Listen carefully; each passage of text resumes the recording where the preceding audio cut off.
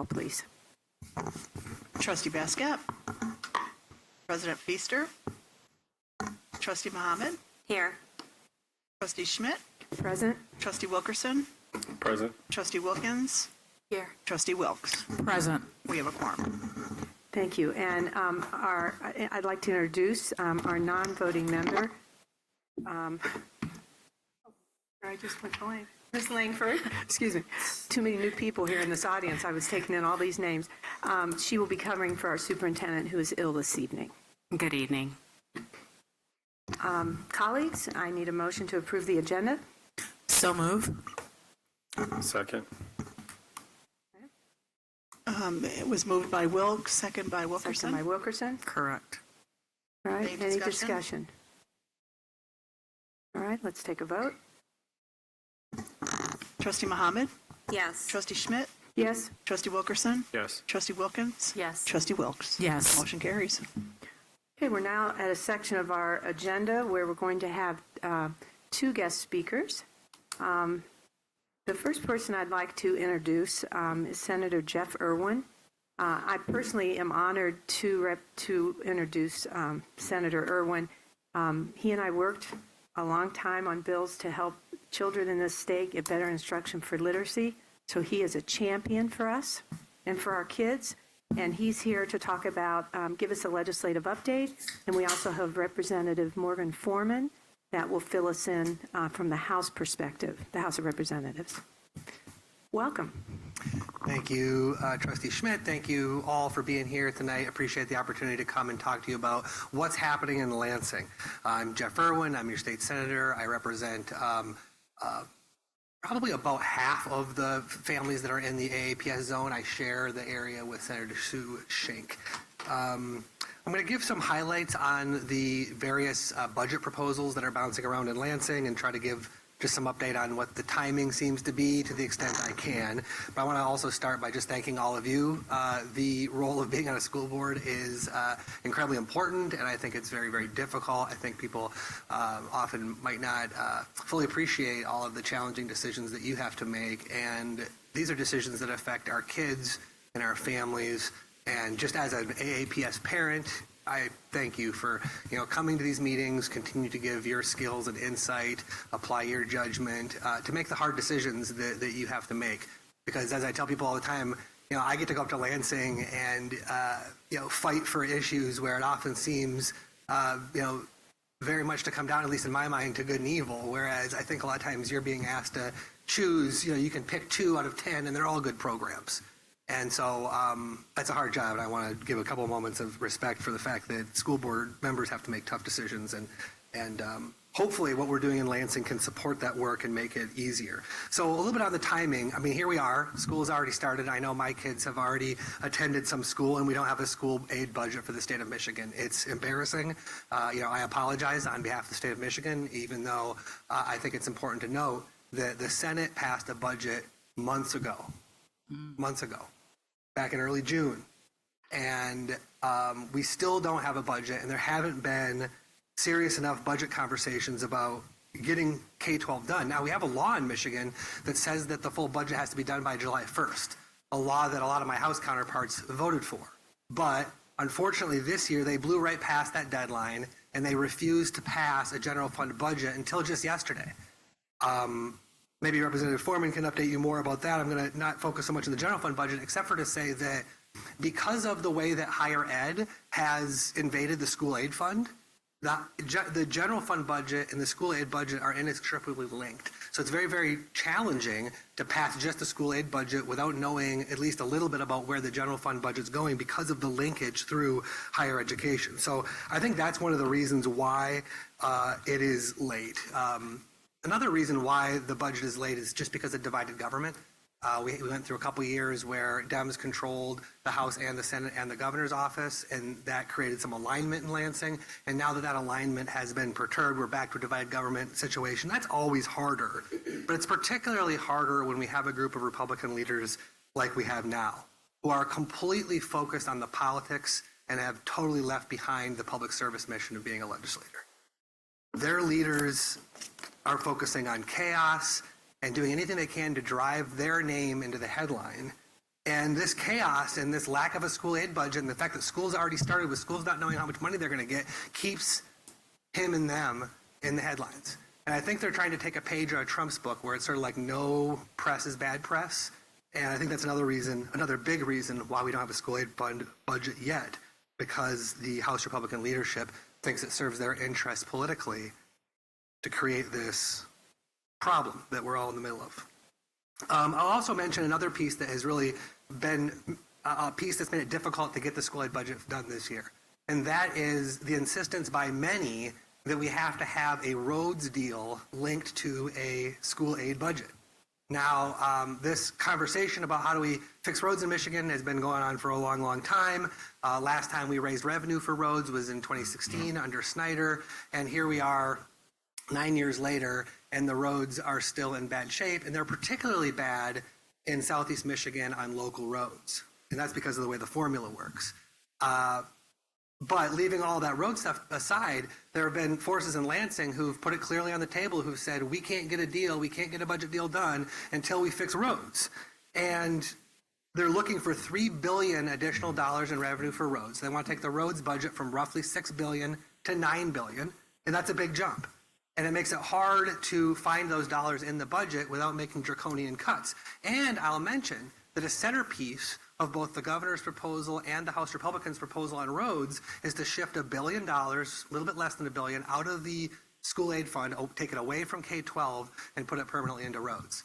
Now, they promised to replace that revenue, but that whole shifting around and those promises and how they're positioned is very important to me. It's very important to our schools, and it makes it more difficult to get a deal done when, once again, you don't have a general fund budget, school aid budget is conditioned on roads, there's linkages.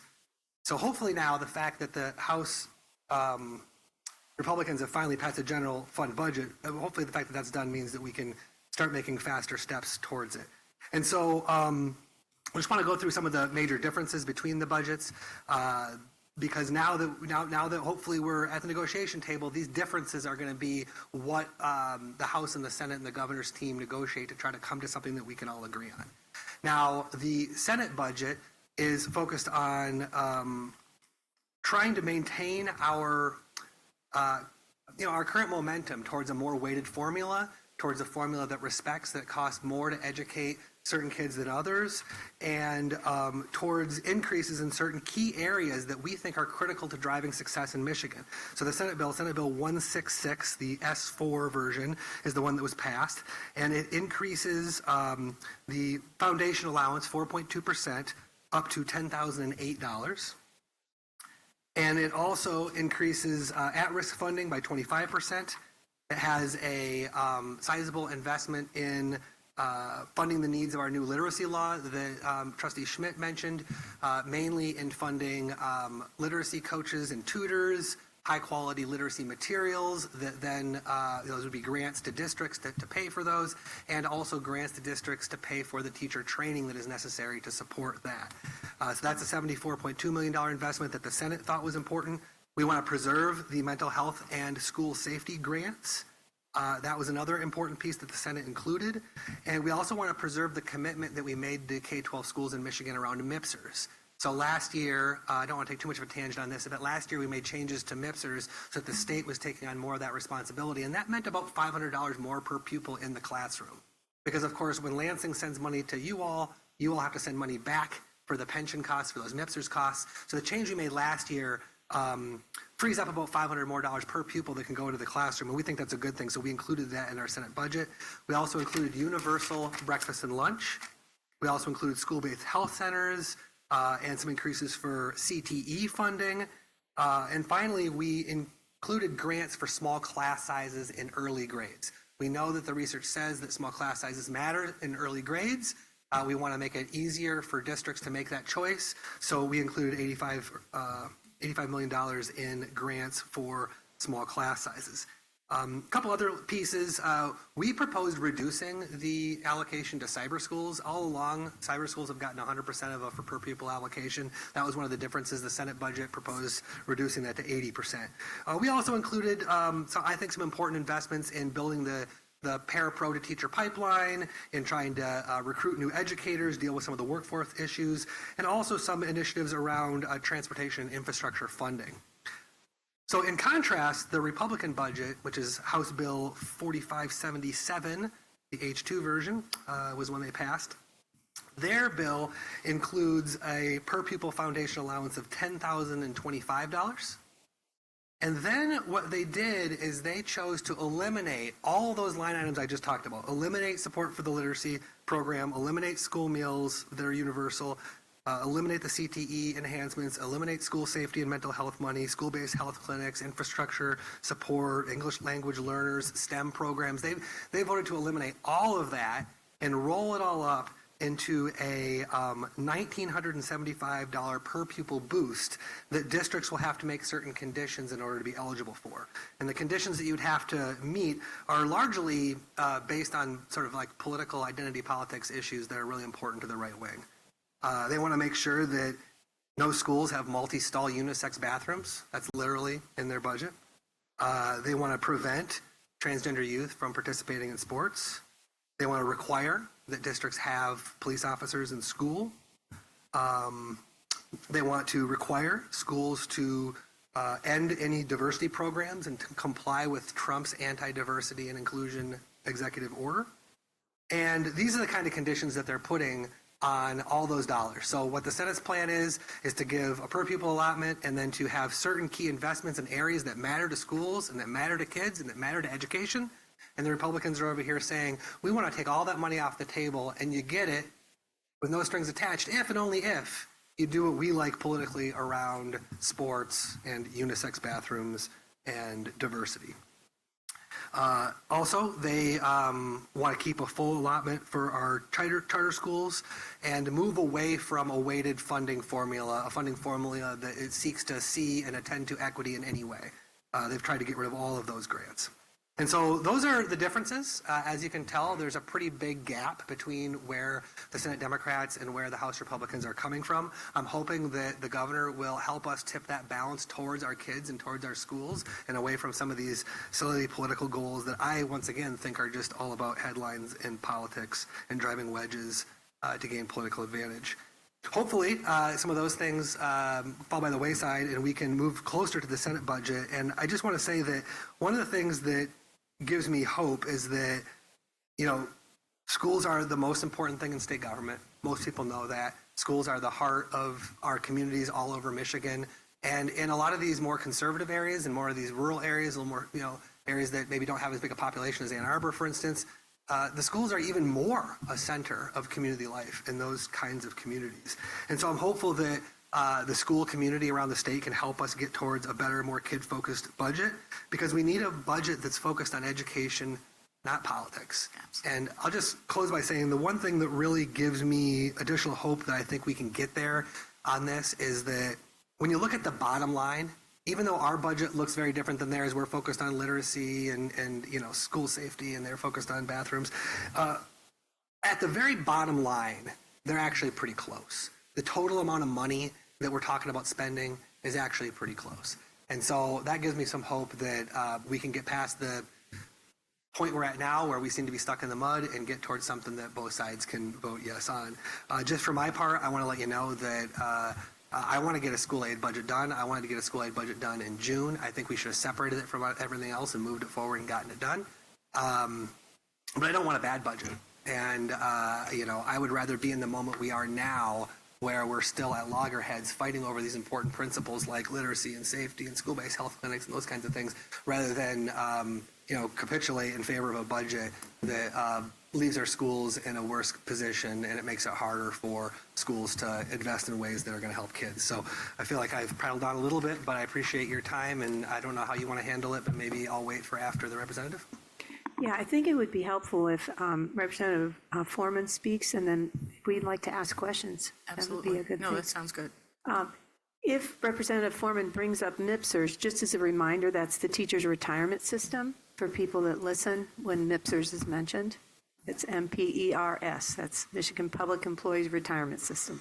Right, which I am a beneficiary of because I was a public school employee for many years. And so when I'm able to retire, which I'm a millennial, will probably be never, I want to be able to take advantage of the the money, the fruits of my labor. So good evening again, and thank you for having me here. I'm Representative Morgan Foreman of the 33rd House District, so that's Southern Washtenaw County, so the big house south. So I have a couple of schools in Ann Arbor Public Schools, and then I have Saline and other outlying, so a couple other outlying areas. So Senator Irwin gave you a very comprehensive update about what's going on in Lansing. Lansing has been, so before I was elected, I worked for former Representative Braybeck, and we worked in the minority and we worked in the majority, but never a minority like this. This minority, of course, is divided, and we are in divided government, and the House is under Republican control. But I also feel like we're under a dictatorship and we're under tyranny when we're trying to work with Matt Hall. There is no working with Matt Hall. I don't even acknowledge that he exists when I'm in the elevator with him. Because I don't have the energy to acknowledge someone that doesn't think that children should eat and that people should have health care. And all of that is less important than roads, okay? Like, it takes me 2 hours to get to work. We are fixing the damn roads, as the governor says. Before I left home this evening, I did hear the governor say on Channel 4 that she will not be supporting a budget that cuts these things. So I just got about 13 items that are the most egregious cuts to our budget, and I'll share a few of them with you, and we'll be happy to share more, but Senator Irwin touched on a whole lot. So a $3.8 billion cut to Medicaid and behavioral health with no backfill. Dems, we proposed an amendment. Now, let me just tell you what happened yesterday. Actually, let me backtrack a little bit. This is what happened yesterday. We get to work, we get to the floor, we get ready to go to caucus. We're getting ready to discuss what's on the agenda for the week. We spent a lot of time, and I'll talk about this a little bit, on the bathroom bill that is out of that Representative Fox has introduced. We got message, at that point, we got a message that there was going to be a budget bill taken up that day. We didn't know what that would look like. We didn't know if it was going to be school aid, department budgets, individual committee, anything like that. We didn't know. And then we got an 800-page omnibus and 45 minutes to read it. I can't even do my own personal budget in 45 minutes. What makes you think that I have 45 minutes to read an entire budget that benefits everyone in the state of Michigan, which it's the oath that I took is to support the state of Michigan. And I think that my colleagues forget that. Over a $333 million cut to SNAP. First responders, a $66.3 million cut to state police, and about $2.5 million cut for first responders mental health services.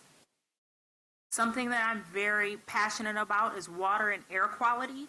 And so $6 million was cut from the executive recommendation and $3 million from the Senate.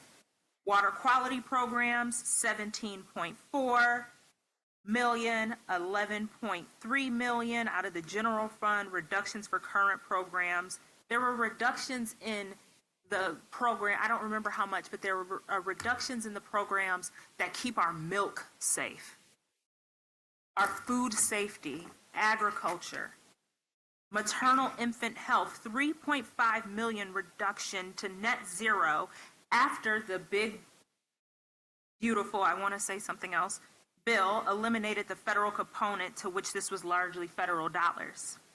Centering pregnancy, $5 million cut. Hospital maternal health initiatives, $10 million cut. Consumer protection, $900,000 cut for price gouging. Sexual assault testing boilerplate deleted so that police agencies can test their backfilled sexual assault kits to solve sexual assaults that haven't been solved in sometimes decades. $10 million cut for water affordability. $315 million cut from direct care workers. And a lot of this isn't backfilled. It's just cut. And our appropriations chair, I'm going to misquote her, and I'm probably going to give her too much credit. She said, the Democrats are looking at this as cuts, and we're looking at it as adjustments. And I was like, are those alternative facts? Wasn't it alternative facts that Donald Trump said alternative facts? I call them lies. Yeah.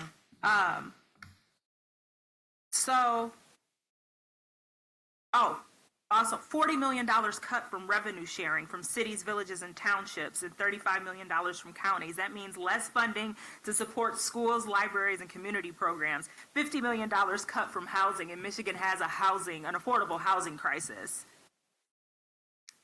When I talked to people today, this is what they were saying to me. We're disappointed.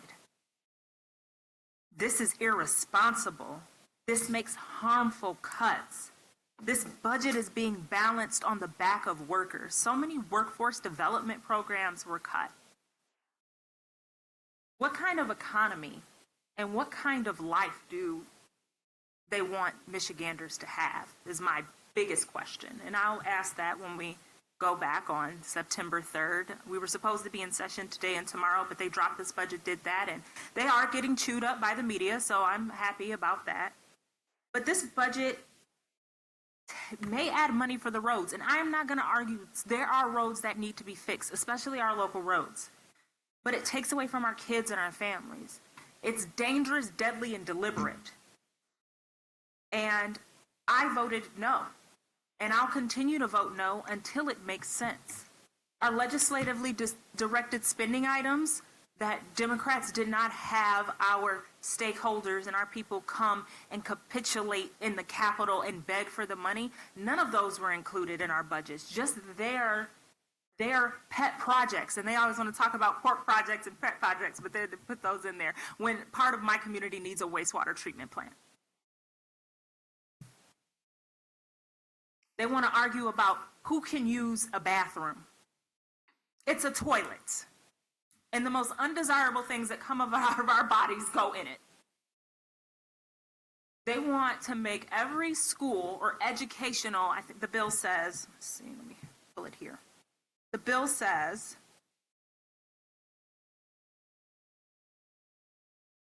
including to educational institution means a public educational institution or a separate school, that's a carve out for private schools as well, or Department of Public Education institution, including but not limited to an academy, college, elementary or secondary school, extension course, kindergarten, nursery, local school system or university, a business, nursing, professional, secretarial, technical, or vocational school, and any educational institution that receives funds from the state or an agent of an educational institution.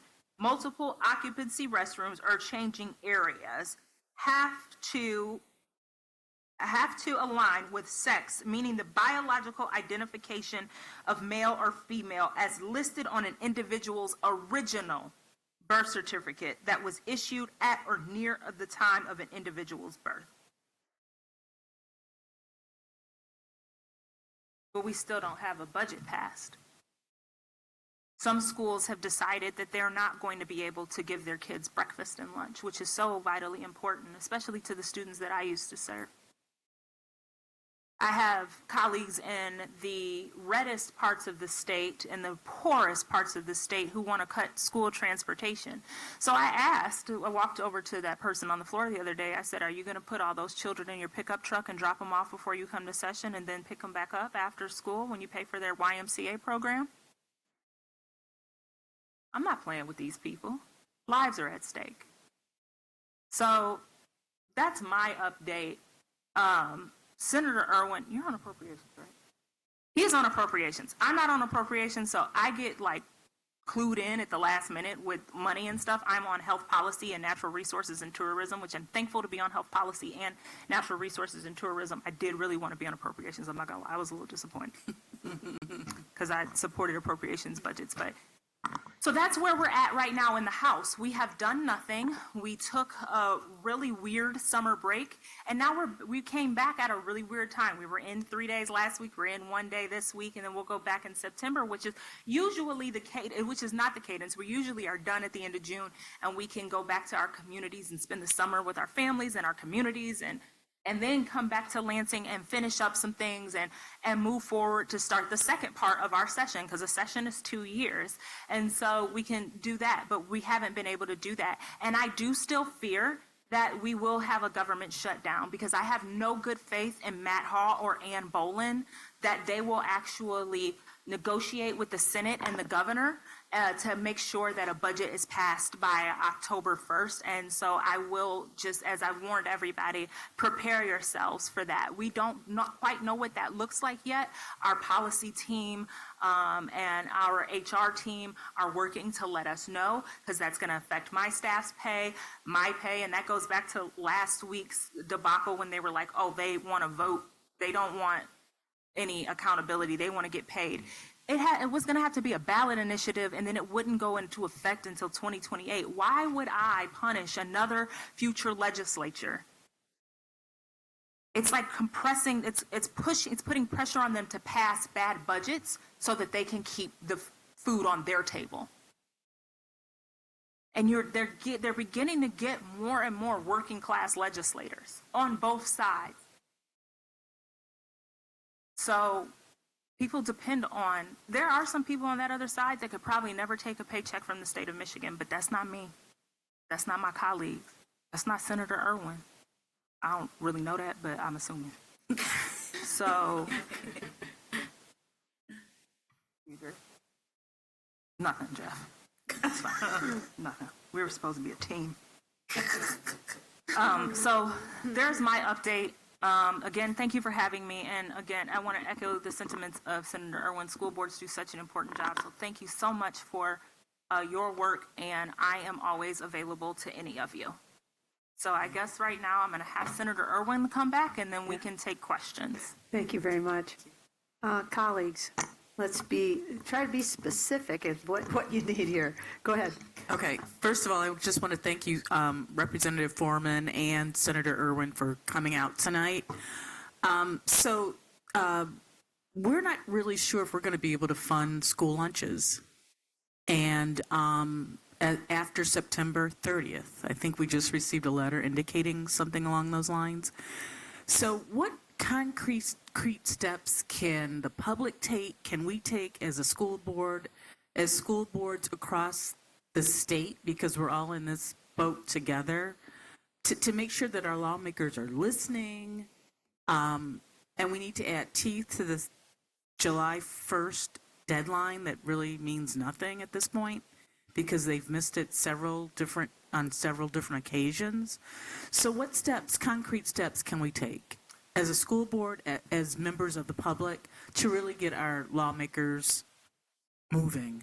Yeah, and just strenuously agree with your question and how you posed it. I mean, there are all sorts of school districts that are having to make these choices of, do we continue these programs? We think they might still be here when the budget's done, but if they're not, we can't promise the community. And so it forces folks like you all to make decisions about hiring educators for small class sizes or keeping meals going that are very, very challenging. And I think there are some districts that are making a choice that I would prefer they didn't because of that uncertainty. And so there's real harm that is happening in Michigan to schools and kids simply as a result of the delay.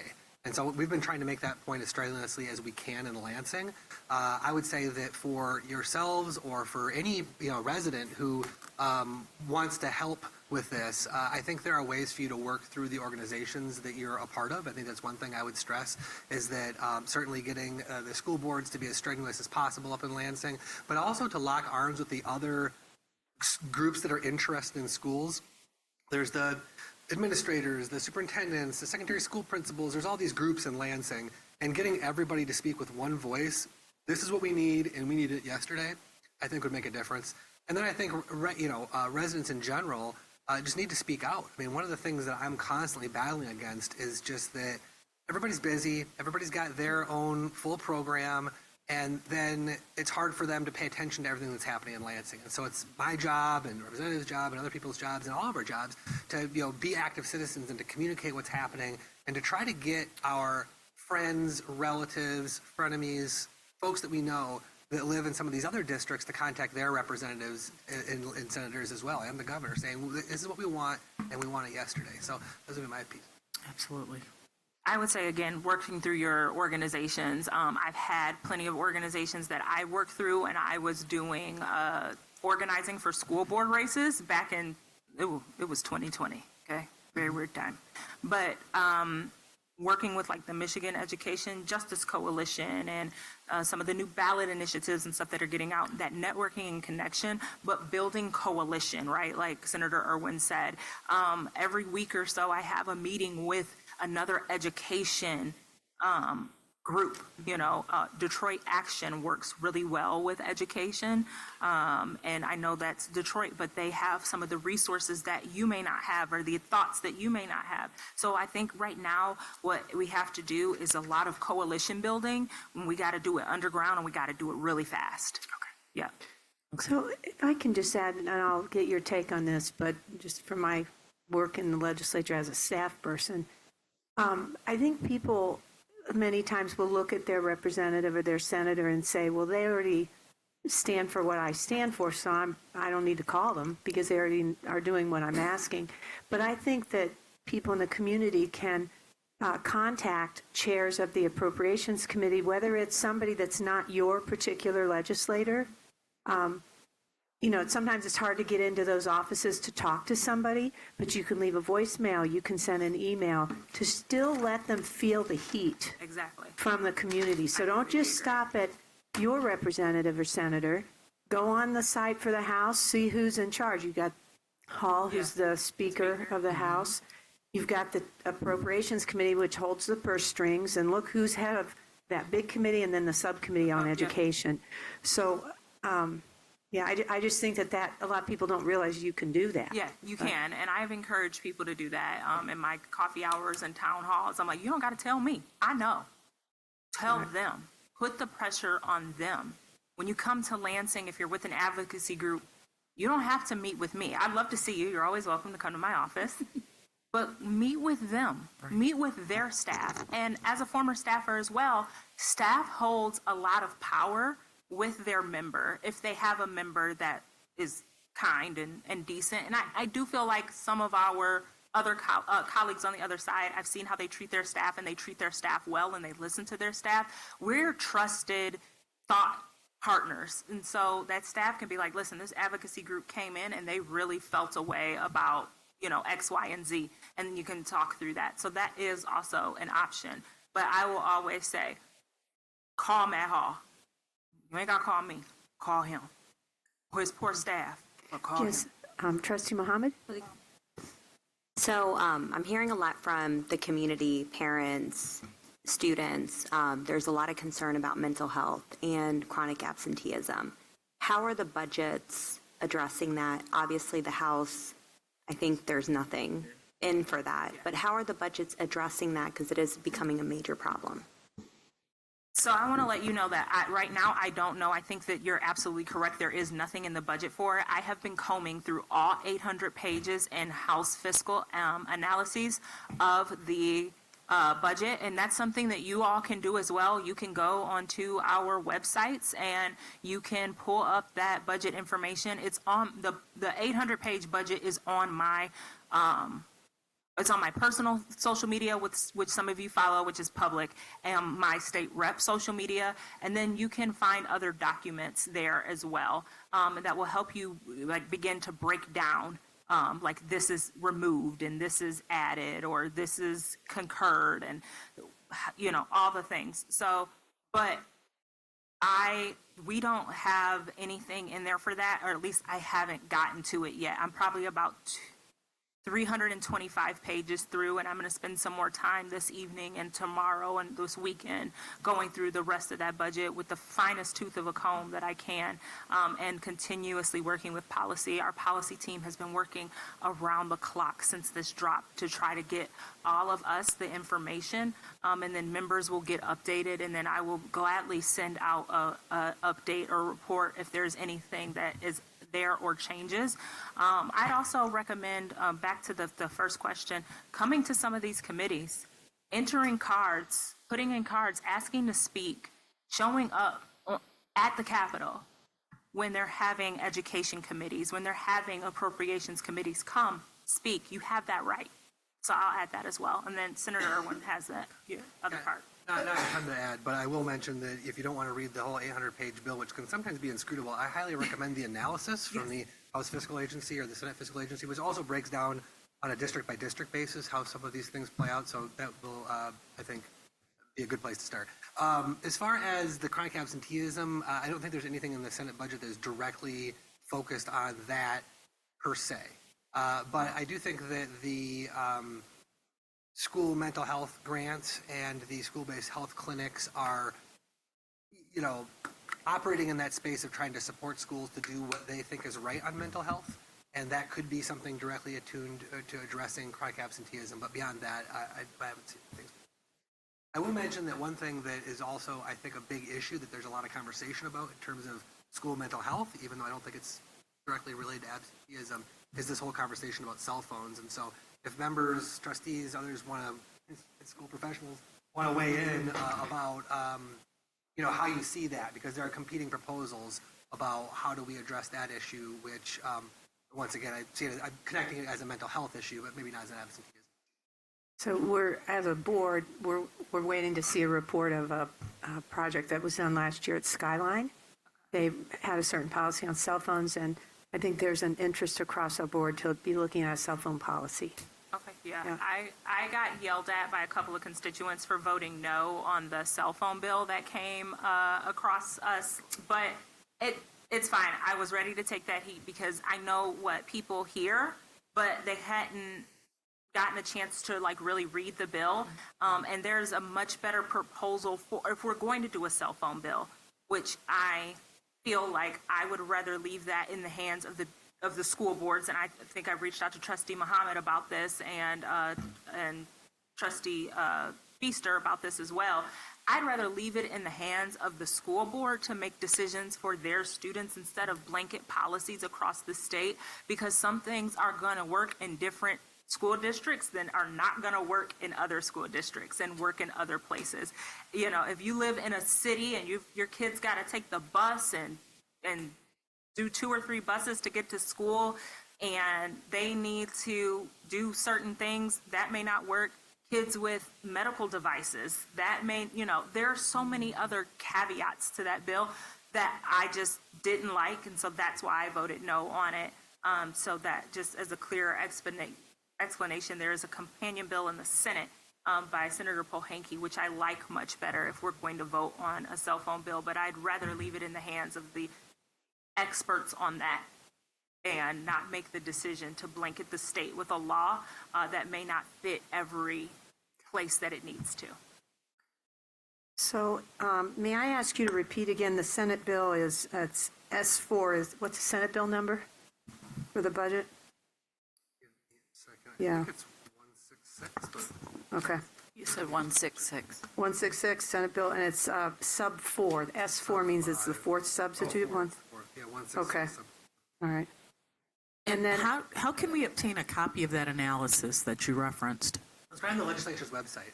So you should be able to find it easily. Just Google Michigan Legislature. It'll come up with the bill number in the little search bar, and it'll pop up a page with the bill itself, the bill history, and in the middle, it will say analysis, and there'll be a few different analysis. You want to pick the one that's most up to date. Got Yes. it. Okay, Yes. thank you. So that website is legislature.mi.gov. as a staffer, we have that memorized, don't we? Listen. We have to tell a lot of constituents, but It's every, changed. It was different when you were oh, It's that's right. different. It was, Yeah. You're right. And we just updated it. It's like completely new. And for a minute, I really didn't like it. Like, I left as a staffer and it was one way. And then I came back in January. I was like, whoa, what did you do? But I've gotten used to it. I like it now. There's just it's It's my and I'm ritual. sure it holds the same information. It's just a wonderful place to go. You can see the history of where the bill is, where it's next, it's just a great thing to use that. And they're all different analyses. And if it's been heard in a committee, you can click on that committee. You can get a hold of minutes. I mean, it's just tons of information. And there's there's video there too. So if you ever want to watch committee hearings that you got maybe missed, or sessions that you missed, you can also go and watch those. And they're also on YouTube as well. And that's just a good way to kind of stay informed, kind of up to date, because we do so much that some days I leave Lansing and my brain is like, what just even happened, right? Like, and then I have community and constituent issues to take care of. And the policy right now, of course, is my focus, but the community is what is really important to me, especially while we're in the minority, and making sure that I'm serving all the constituents the best way that I can, especially while our hands are tied with policy. Sorry, go ahead. All right. We have no more questions. Thank you for the time you've given us and for enlightening us. And now we watch the negotiations with the House, the Senate, and the governor Yeah. as they come to hopefully a final thing before October 1st, so we don't have a shutdown, right? Yes. Fingers crossed. Thank you. Thank you. Thank you. Thank you. Thanks so much. Okay, let's move on to item 4, public commentary. Public stakeholders have the opportunity to address the board. As per board policy, each speaker will be granted up to 4 minutes with no more than 45 minutes allowed for public commentary period. Do we have anyone signed up? I have one signed up this evening, Rachel Young. Okay, if I can, before you start, Rachel, I've got to read the disclaimer here. The board would like to remind everyone that individuals who've signed up for public commentary will have their name called and given an opportunity to speak. Commenters will receive up to 4 minutes with a total of no more than 45 minutes for total public commentary period. I suspect you're doing 4 or less. Right? Gotcha. When your name is called, please come forward to help manage your time. We have a clock placed on the screen in front of you. We'd like to remind everyone that public comments generally pertain to Ann Arbor Public Schools district matters. Comments about any individual or individuals are expressly prohibited. Also, please understand that board members do not respond to public comments. We are listening carefully and will follow up as appropriate. All right? Welcome. Okay. Good evening. My name is Rachel. I have 3 kids in the public school systems. My youngest is 6, and he is a first grader at STEAM. And I want to talk to you tonight about aftercare. We are the only neighborhood school in the district that does not have aftercare. My kids are districted for STEAM. They're not districted for anywhere else. I know that for the middle school, you get a choice. For elementary school, they're districted for STEAM. We're the only people, me and my neighbors are the only people who, if we needed aftercare and that was a deal breaker for us, we would have to do schools of choice. We're the only people who aren't served by a school aftercare program. Yes, there is an aftercare program with Gretchen's House, but they're not allowed to actually physically be located in the school. So they're across the street operating out of a church. And as a result of that, they don't have a lot of space, and they can't accept that many kids. So there's a very long wait list for Gretchen's House. Most parents who have their kids at STEAM just don't have any options. You either hire a private babysitter, or you come home early from work, or you try to get an older sibling to watch your kids, but you don't have good options. I know that Rec and Ed is trying to get something off the ground, and I would really reiterate, we need it. And I think it's not right to have one school left out and not be served when everybody else has aftercare. It's just not fair. So I'm here tonight, I'm alone, but I'm not just speaking for myself. We had a big discussion on our PTO Facebook page. Like, they all agree with me, they just weren't able to sign up and go through the process and get approved in time. So please, please, please get us aftercare. We need it, we deserve it, we would love to have it. Thank you. Thank you. Do we have anyone else? That concludes public commentary. Okay. We thank you very much for coming and sharing your concerns with us. Ms. Langford, I always got my first name. Would you like to have any points of clarification with our comments? Yes, I believe Ms. Bacalor has some points of clarity on this for us.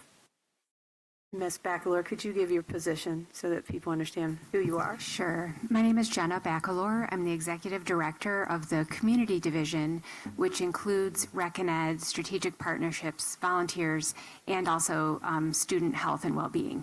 So I can respond from Rec and Ed, and I forgot my glasses at home, but I'm going to attempt to read a couple things to you.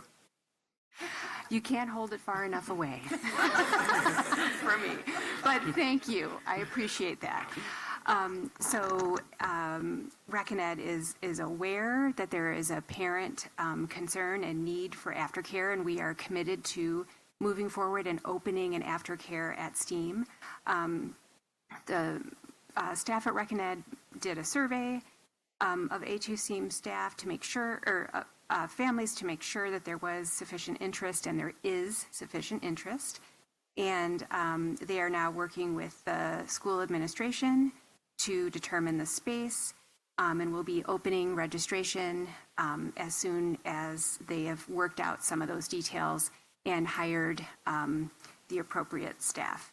So they're anticipating it should be this fall, and we are committed to doing it. Thank you. I think I got it all. Thank you. Okay, any other clarifications? No. Okay. All right, so I know that if we check your packet, colleagues, you'll find there are some remarks and community feedback that you'll want to read that are written comments. Do we have, let's go to item number 6, reports of associations. Do we have anyone speaking this evening? I have no one here from the EA Okay. for a report. And, oh, we'll come on up. Okay. I guess we do. Greetings. I've addressed you before, but I wanted to introduce myself in this new capacity. My name is Claire Arthurs. Effective August 1st, I am the new president of AEAP. This is a change for the first time in about 30 years. We're so grateful for Percy Brown's leadership and the many stages that he got us throughout this process. I'm humbled and excited to support this outstanding group of individuals who help support our students in countless ways. For those who don't know, AEAP covers jobs such as the community assistants who keep our buildings safe and often are able to diffuse a situation with just a tiny eyebrow raise.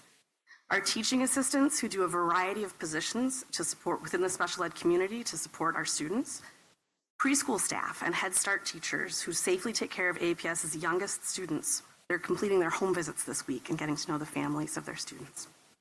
After-school childcare support professionals are in AEAP, as well as childcare staff who work during the school day supporting young parents' ability to finish their high school diploma. Our members are enjoying interactions with their students. Because it's often less class-wide and more student-specific, we can't really discuss amazing stories, because that would break FERPA. But trust us, they're happening. We are excited to be greeting our new students. We are excited to be welcoming back new students. We find joy in their success. The beginning of the school year is an exciting time for any student. An AEAP member is always right by their side. Something that's unique about our positions is that many of our members actually follow these students over the course of several years, developing very strong relationships and foundations of trust within our learners. While we're excited for all the activity in our building, morale amongst our members is fairly low at the moment. It's hard to come back each year to fewer coworkers and increased responsibilities. For the majority of our unit, our wages have remained at or slightly above the poverty line for years now. I was speaking to a member recently with 10 years seniority, and they're making $26,000 a year. It's hard each year to come back and see fewer and fewer members in our positions. Just with the teacher shortage and the nursing shortages post-COVID, we've seen a strong decrease in special education teachers as well as teaching assistants nationally.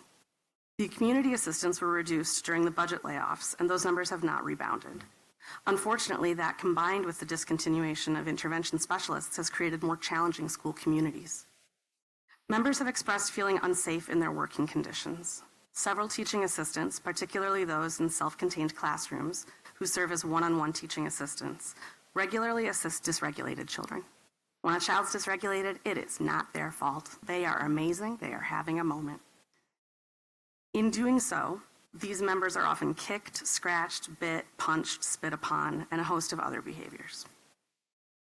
As insurance costs increased last year, many staff's take-home pay went down significantly.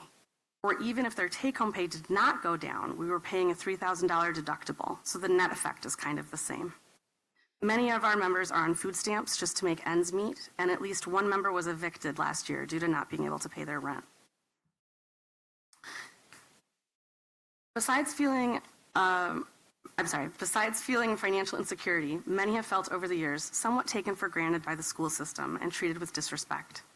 I have heard from numerous individuals repeated tales of last-minute information sent to us. Unfortunately, to cover staff shortages, we did have some involuntary transfers this year. I know those members miss their work families that they loved being a part of. They also understand the difference between a job and a duty, and they take their new assignment seriously. At the end of the day, we are here for our students. Challenges were highlighted this week when the decision was made to switch all teaching assistants from MacBooks to Chromebooks. We were sort of told the day of. This was not Concetta Lewis's fault. It was amazing, and we love her. Members were unable to print and have multiple screens open at once because the CPU speed is just lower on a Chromebook. So a lot of what we actually do in our day-to-day and secondary, we're not able to do at this time.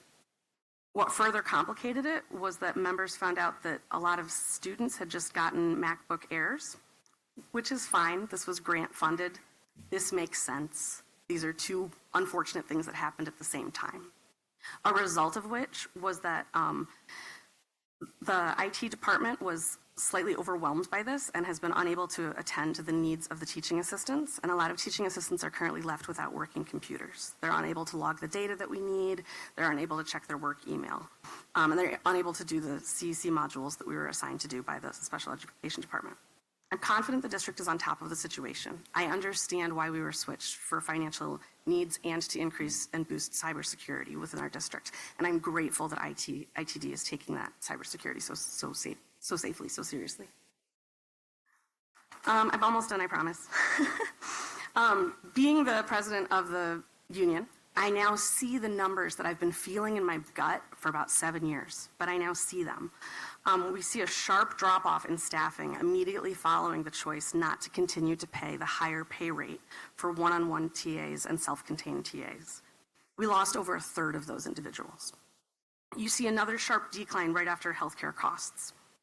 We've gone down from approximately 80 people since 2 years ago, after holding at around 400 for a very long time, many years holding around 400. That's almost a fourth of our unit. I'm curious, as we look at suspension data of students with special needs, how many of those suspensions resulted on days when students were supported by a rotating substitute versus being rotated by their regular staff member. Staff members are expressing being stretched too thin, and in these positions, I'm just curious, as we look at that data, are they receiving support from a trained individual vested with years in the system, or are they being supported by a substitute on that day? At the end of the day, sorry, there's so much optimism here. One moment. The significant thing is that we still come back to work every day. We do this because we love helping our students. All of our members assist them in really different ways. Maybe they're learning toileting at some new facility, or maybe they're understanding reinforcers of social emotional learning. We're the safe adult that you drop your student off with, and we're often the safe adult that you pick your child up from. We love our jobs. We love the students of AAPS, and we love the staff that we get to work with. I'm hopeful that the district will look at, apologies, I will get more used to this. I'm confident both HR and OSC are trying to fill these positions that we're short from. Unfortunately, it's a tough sell to have a position where you earn less than Costco and are potentially repeatedly physically attacked. I'm hopeful that the district, besides looking at competitive ways to recruit more members in the AEAP unit in all of these positions, also look at ways to retain the high-quality staff they already have. Each retirement or time an AEP member quits for a better job, it's a loss of that child's safe space. We know that every child deserves a champion, and often the AEAP members are that champion. We are looking forward to supporting your students this coming year. We hope everyone has a wonderful school year, and I thank you for your time. Thank you very much. Okay. Yes. Can we have, do we have a copy of what you read, or can we have a copy of what you read? Can you send it to Ms. Ozinski so we, thank you. Great, thanks. Okay, item 7, community group reports. Do we have any groups that requested? No groups signed up tonight. Okay. Board committee reports, item 8. Trustee Wilkerson, would you like to give a quick run through on the executive committee? It was a pretty Sure. short one. Yeah, the executive committee met on Monday, August 18th at 9 a.m. We rolled through agenda items for this meeting. It was a very quick and efficient meeting. I believe it was about 15 minutes. Okay. All right, let's move to number 9, information. I'm excited to hear from Ms. Langford about the superintendent update with some new people that we all need to meet. Yes, so we have a couple of things before we get to the new wonderful people that we're meeting. We just want to give a report on this week. We have had a great start to the new year. Cabinet has been out all week making sure that we're present at each and every building that we have here, where we've had an opportunity to engage with our staff, with our students, with our families, and make sure that they have what they need to be successful. And I must say, we truly have rock star staff here in AAPS, and I know that we all know that. They are exceptional and go above and beyond every day. And it has been great to witness that this week. From seeing our young 5s and kindergartners going from tears to smiles when they walk in the classroom and saw their teachers, our middle schoolers who had anxiety about opening lockers and then being successful at doing it and seeing the smiles on their faces, and then our high schoolers who are just glad to be back and see some of their friends who maybe they haven't seen all summer. You could truly feel the excitement in the air. We are very happy and hopeful to have a safe and successful school year, and what we plan to engage, to energize, to educate, and elevate this year. That's sort of our theme. And with that, I'm going to turn it over to Mr. Cluley, who is going to give you just a glimpse of what we have been able to witness this week.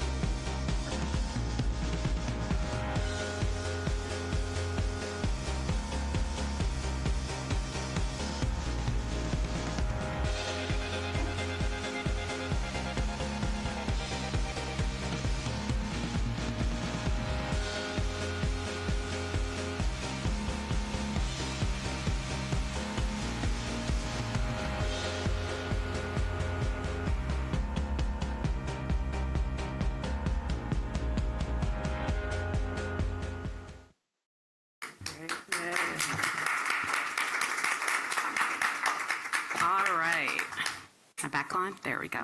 All right, speaking of rock star staff, we have some new principals that we would like to introduce to you this evening, some of which, I think all of which, are familiar probably to some of you as they've served in the district in some capacity for a while, but are now stepping up into their principal roles, and then one brand new individual here. So when I call your name, if you'll stand up, and I believe Ms. Hayward has something that do you have that here? Or is that later? That she'd like to present to you. All right. So we have Crystal Fluker, who is our new principal at Clegg Middle School.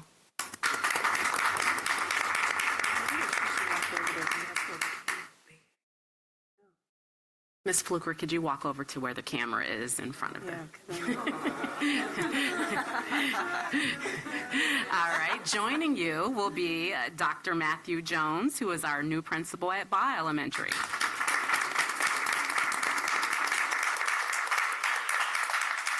We have Valiska Bass, who is our new principal at Pattengale Elementary. Mr. Stefan Hogan, who is at Abbott Elementary. And last but most certainly not least, we have Samantha Cuckoo, who is our principal at Mitchell Elementary.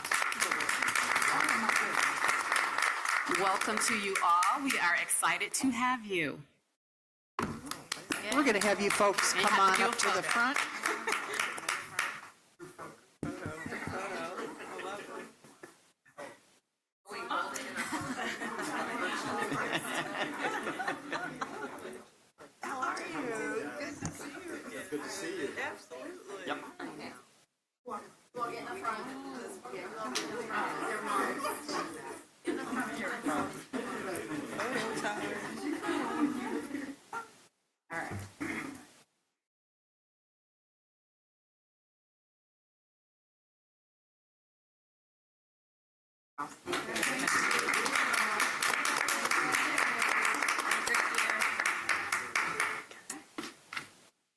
All right, that concludes the superintendent's update.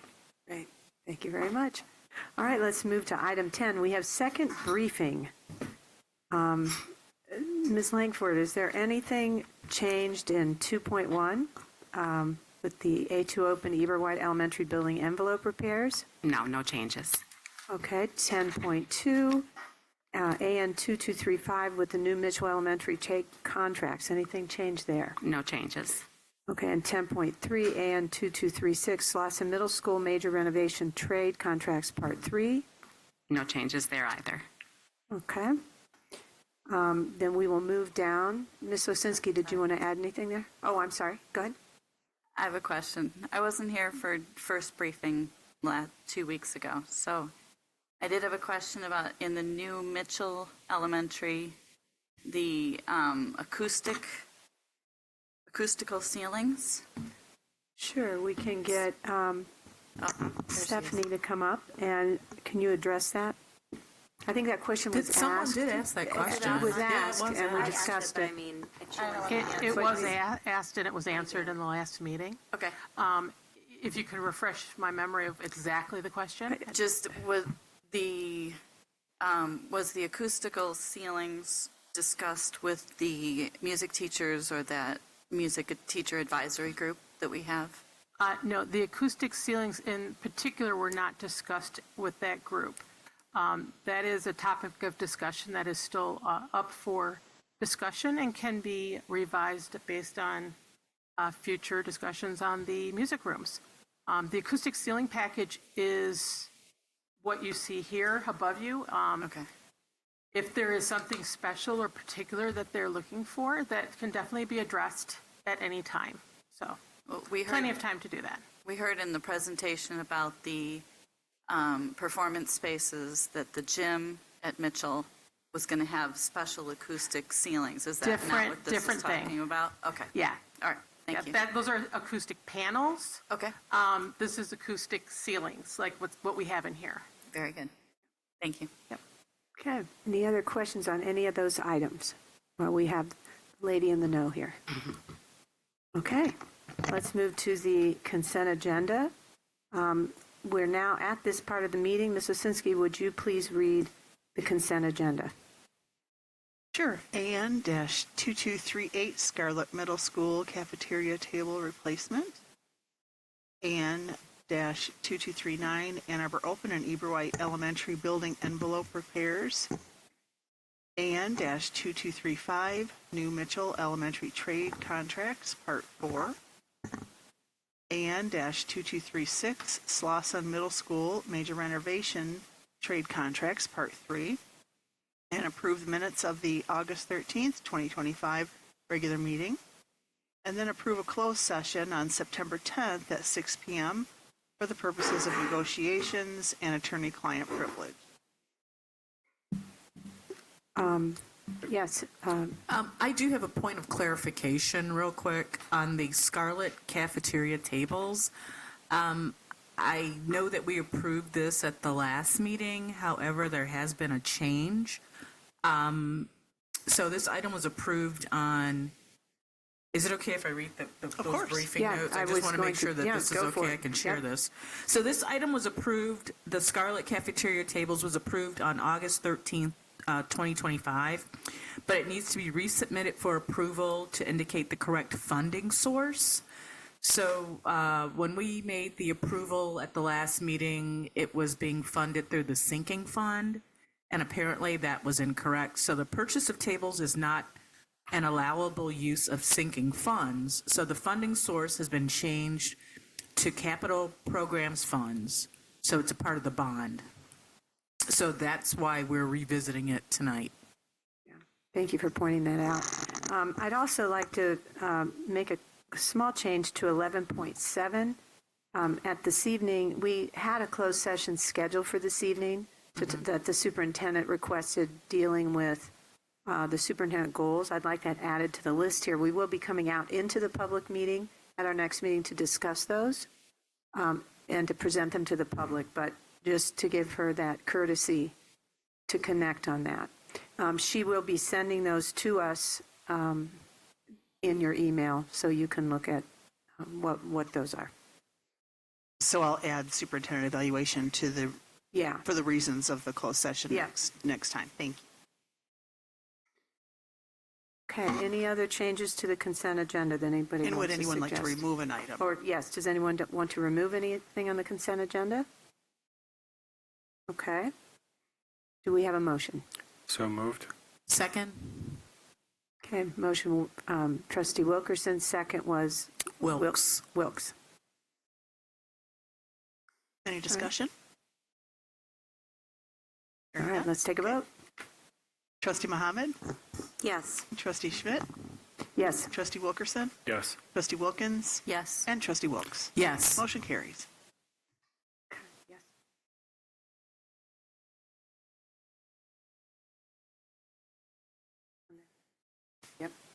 Yep. Item 12, board action. We have nothing listed on that item. Number 13, items for agenda planning. Does anyone want to present any items in this section? Okay, hearing none. Actually, go ahead. one if you don't mind. I think it would be nice to get a quick update on childcare across the district. Not a comprehensive update, just looking for a quick update on what those statistics look like. Is there with the rest of the board, is that your pleasure to have that? And the superintendent could include it in her update. I mean, It doesn't have to be anything extensive. Yes? Yeah, I think every year they do it, but yeah, it would make sense. Okay. We'll make sure we take that with the executive committee. Trustee Mohammed. So I wanted to ask, I know I requested this when we were discussing it before, but I would like to ask for the budget from the bond. So just something maybe at the next finance update, including the bond budget as well. Can you be more specific? So just to see where we are in the bond when it comes to the budget. So where we are, like because how much we spent, how much we still have left, that sort of thing? Yes. Just because we're voting for things, we don't know we don't know how much is left in the bond, we don't know. So just to get an update of what's going on with the bond. Okay, is that something that the rest of the board would like to have? I think that would be helpful. In addition, I mean, why not the sinking fund as well? I mean, Okay, all right. Our treasurer is hearing yeah, us. sure. Yeah. Trustee Okay. Wilkerson, do you have anything to add to that or any thoughts? No, I mean, I think it's something we should definitely have some considerations over as part of our governance. Okay, yes. Yeah, one thing Trustee I would Wilkerson. like for the board to possibly consider is having someone from the MASB. They're sort of on the forefront of legislative actions that are going on in Lansing, and I don't know if we could maybe get an update from them as well as to what on the educational front in terms of what they're opposing, what they're supporting, what they're neutral on. Just a thought. Okay, board fellow, what do you think? Would you like that? I've reached out to find out if they would be willing to speak. I know there's a person, Brenda Pilgrim. Pilgrim, that's her name. Yeah, she would be willing to come at our next meeting at the beginning to give us her take on things. Things are going to change between now and then, I know, as far as legislation. I don't think we're going to see a budget by then, but she might be able to give us another update. Would you like to engage her? Yes? I thought what we heard tonight from Senator Irwin and Representative Morgan was really helpful for me. Yeah. So more of that would be. Absolutely. Okay. Yeah. And could you, Trustee Schmidt, explain to the public who MASB is? It's a lobbying branch, I do believe. Right.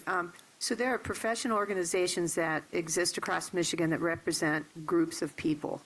MEA represents teachers, for instance. The Michigan Association of School Boards is a professional organization for school boards that have joined that organization. Not all school boards are covered by them. And they basically have lobbyists that are the ones that, while the rest of us are going about our day jobs and aren't down there lobbying, they're meeting with legislators. They're trying to understand, what's happening. They're trying to take our voice to things that matter to us. We have a representative on the MASB legislative group, which is Trustee Basquette, and she will go and make sure our voices are heard and then bring back things. Occasionally she reports out. So they should be on the cutting edge of what's happening because they're representing the voices of schools and what we're challenged with. Right. And I just think that the timing is perfect considering all the challenges that we're currently facing. Yeah. And I think it wouldn't hurt to hear even more voices on the topic, on the issues. Well, I can confirm with Ms. Pilgrim because I know she said she'd be willing to come. Okay, that'd be great. Okay, so hearing no other agenda items, let's move to item 14, items from the board. Does anybody have anything they would like to add this evening? Okay, I have to add my experience. I spent the morning of the first day of school at Scarlett, my old haunt, and it was just, the energy was so wonderful. They run that place so well, and I think the most fun was seeing, and it was mentioned here, the sixth graders that come in, their eyes are really big, and they're in the cafeteria. They don't know where their first class is, and they were just so excited to finally have a little group to head off to their classes. And but everything ran so beautifully. I was just really excited. So we're lucky to have such great staff, and it was wonderful. I was really glad to get in my car and drive home and think I'm retired now, and it was kind of nice too. So it was a mixture of feelings. I love those little guys. Any other comments? Well, Yes. let me just say I'm just really excited for our district and our rock star staff, as Ms. Langford said earlier. It was just exciting to see the school bus come down the road, and kids are waiting, and the new backpacks, everything all shiny and new for the first day, and so the excitement is great, and this is I'm anticipating an exciting year. Yeah, absolutely. Okay, so if we have nothing more to say, I need a motion to adjourn. So move. Second. Okay, that's moved by Trustee Wilkes. Wilkes. Second by Wilkerson. And all in favor say aye. Aye. Any opposed? Okay, we are adjourned.